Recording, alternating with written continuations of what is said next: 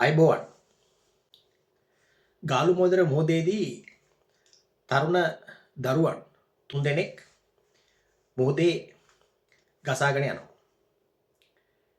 මේ තරුණ දරුවෝ තම දෙමව්පියොත් එක්ක වන්දනා ගමනක ආපු පිරිසක්.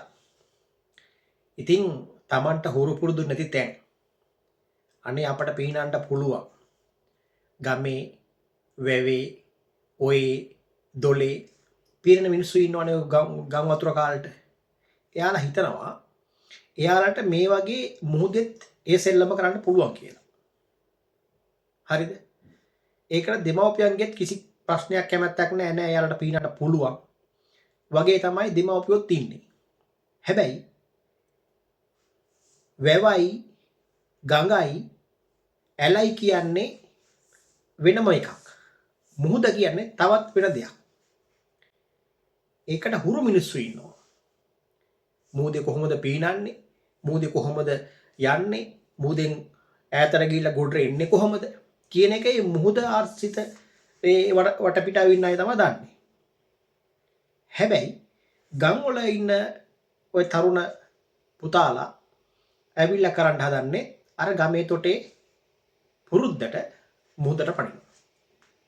ඉතින් මුහුදට පැනලා ජීවිත 3ක් අපේ ජාතියට අහිමි වෙන්න ගිහින් ඔන්න මෙන්න තියෙද්දි ඒ වටපිටාව හිටපු තරුණේ එන ගාල්ලේ පැත්තේ තරුණේ ඇවිල්ලා ওই ගමනක් යන අතරතුරේ කොහොමද දැකලා ඔහු මුහුදට පැනලා මේ දරුවන් දෙදෙනෙක් බේර ගන්නවා.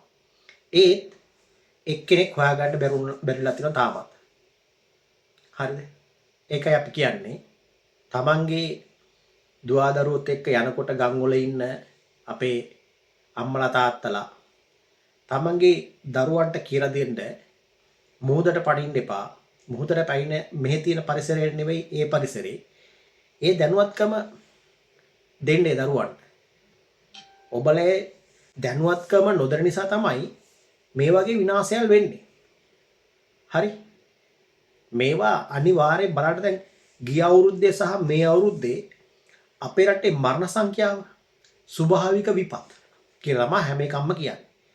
ස්වභාවික විපත් වගේම තමන්ගේ නොසලකිල්ල නිසාත් වෙන විනාශය තමයි මේ තියෙන්නේ. ඉතින් මේකට විවිධ අර්ථකථන අපේ පැරණියෝ කියනවා.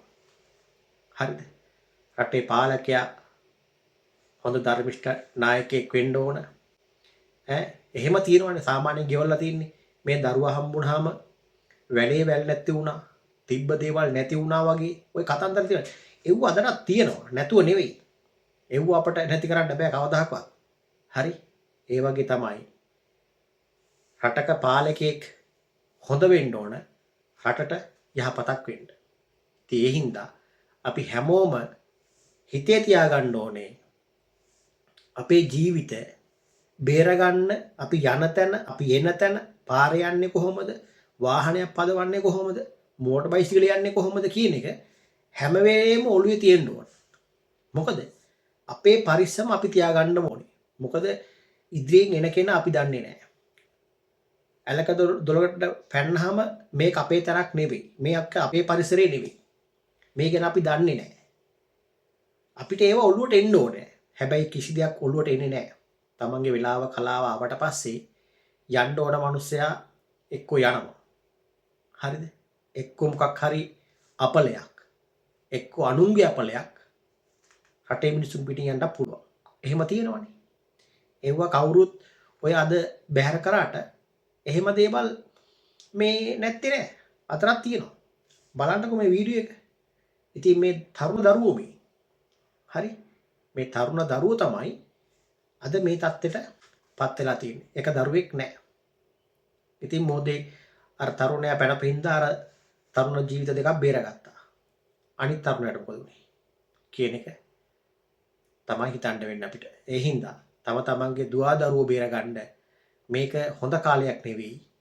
මේ ලෝකේ අවසන් වෙන කාලේ. ඇති වෙන කාලේ නෙවෙයි අවසන් වෙන කාලේ. ඒ හින්දා තමන් හැමෝම තමන්ගේ ආගම අනුකූලව ජීවත් වෙන්න කියන එක තමයි මට කියන්න තියෙන්නේ. බලන්න වීඩියෝ එක.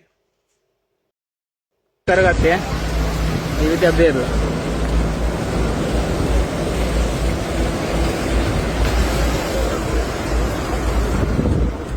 එහෙම මචං ලොකු පිනක් කරගත්තේ.